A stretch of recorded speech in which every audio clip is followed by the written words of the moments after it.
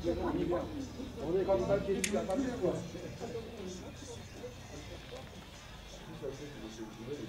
Limite sonore qu'on peut tolérer. Pourquoi? Pour ne pas considérer que c'est des...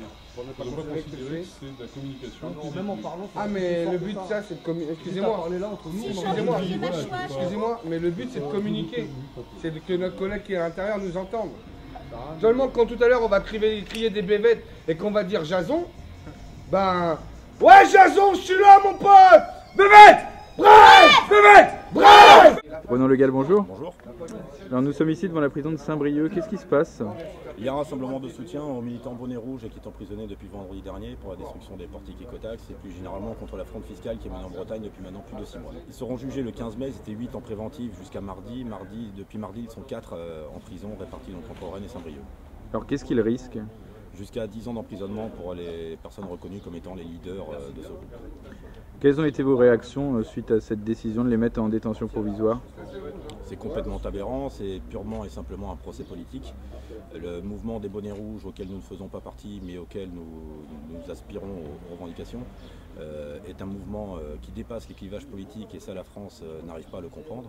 Il y a des gens de droite, de gauche, des patrons, des ouvriers, des salariés, des professions libérales, tout le monde est dedans. Ça dépasse les clivages habituels et ça l'État français n'arrive pas à le comprendre. Vous avez dit tout à l'heure que vous représentiez un mouvement politique. On a vu également qu'il y avait des appels à la non-récupération de ces bonnets rouges. Quelle est votre opinion là-dessus?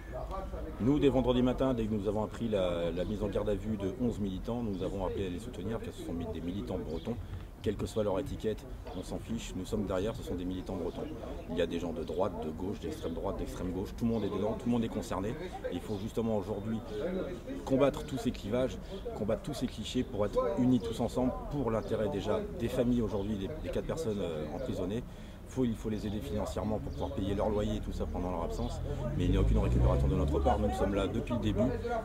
Nous, contrairement à d'autres mouvements d'extrême gauche qui dès vendredi se sont désolidarisés de ces gens-là, on a toujours été derrière, on sera toujours derrière eux jusqu'au bout, jusqu'à ce qu'ils sortent libres. Et quel est le message que vous souhaiteriez faire passer aux représentants du gouvernement français qui actuellement détiennent donc vos 4 camarades? Le gouvernement socialiste ferait bien entendre déjà l'appel qui a été fait par la direction des bonnets rouges. Ils ont invité François Hollande à venir en Bretagne les écouter. À ce jour, ils n'ont toujours pas reçu de réponse de la part du gouvernement. L'État ferait peut-être bien de prendre acte de ce qui se passe actuellement en Bretagne et peut-être de lâcher un petit peu de l'Est.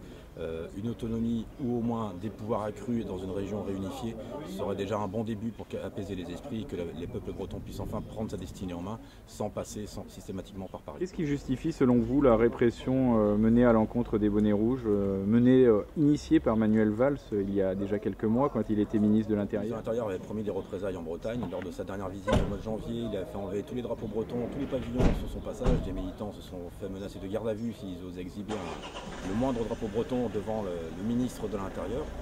Aujourd'hui, Manuel Valls est à Matignon, c'est lui qui tire toutes les ficelles. Nous sommes en plein dans la représailles, encore plus après la cuisante défaite que le Parti Socialiste a subie en Bretagne aux dernières municipales, alors qu'il s'était persuadé en territoire conquis. Aujourd'hui, nous sommes clairement dans les représailles. En plus, ces militants ont eu le malheur de s'en prendre aux intérêts financiers de Goldman Sachs. Aujourd'hui, l'État socialiste vient de déclarer la guerre au peuple breton. Aujourd'hui, c'est officiel. Bonjour. Alors pourquoi vous êtes devant cette prison à Saint-Brieuc? Comme beaucoup de sympathisants bonnets rouges et militants bretons, nous sommes venus soutenir Jason qui est enfermé ici, car c'est le seul retenu bonnet rouge à la prison de Saint-Brieuc. Donc on vient quotidiennement lui apporter notre soutien pour lui dire tout simplement qu'il n'est pas seul, et puis toute la Bretagne le suit derrière, les Bretons aussi. Alors pour l'instant, ça reste des gens qui sont en prison, retenus illégalement pour un exemple politique, mais on sait qu'il va très bien, on sait qu'il a énormément de soutien et qu'il y a du monde derrière. C'est une machine qui a été mise en place par le système, mais qui se retourne contre elle, parce qu'elle voulait un jugement immédiat, et du coup il y a eu un report d'audience, et maintenant il y a toute la solidarité bretonne, militantisme et tout ça qui se met en place, et l'État commence à avoir peur de ça. Je crois qu'il y a la même mobilisation qui se fait à la prison de Rennes. Oui, tout à fait. Oui, il y a 2 sites, donc Saint-Brieuc et Rennes. Et donc évidemment, pour des raisons de transport logistique, donc on essaie de rassembler les gens les plus proches pour essayer d'avoir dans les lieux dits. Et donc effectivement, mais tous les jours il y a des soutiens, puis on appelle à des grands rassemblements, puis il va se passer énormément de choses pendant encore les 2 semaines et demie à venir. Il y a énormément de soutien, et que pas en Bretagne, hein, dans les autres régions de France, petites régions, plus les autres pays aussi. Donc c'est suivi aussi en Écosse, en Irlande, c'est suivi partout cette histoire. Et jusqu'à l'Europe, on est sûr que l'Europe, avec ce qui se passe avec Ségolène Royal qui veut revenir, l'État veut revenir sur l'écotaxe, donc on sait que ça va arriver aux oreilles de l'Europe.